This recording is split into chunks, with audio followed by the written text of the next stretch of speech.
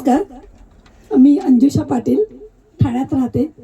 ठाणे महानगरपालिकेमध्ये शिक्षिका होते. मुख्याध्यापिका होऊन वर्तकनगरच्या शाळेत रिटायर्ड झाली आहे. आणि ते खूप 20 वर्ष मी शिक्षकांना ट्रेनिंग दिलं महाराष्ट्रभर. खूप बोलते घरात, मुलांना शिस्त लावते असं माझ्या मुलांचं मत आहे. हो, बाहेर पण त्यांना मी ओरडते, म्हणून मी आवाज थोडासा गमावून बसलाय. पण आता शिकते गाणं थोडं थोडं आणि कमी बोलते.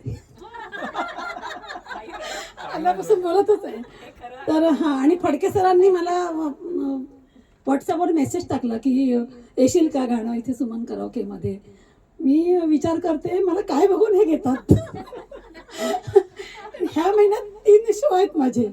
संदीपमध्ये एक आहे आणि 2 संदीपमध्ये आणि हे इथे एक. तर म्हटलं हो येईन, कारण माहोल पण चांगला असतो. हे स्टँडर्ड आहे व्यासपीठ आणि इथे हा स्टेज चांगला आहे आणि इथे मग चांगल्या दिग्गज गायकांची ओळख होते. त्यांची गाणी मला कॉपी करता येतात.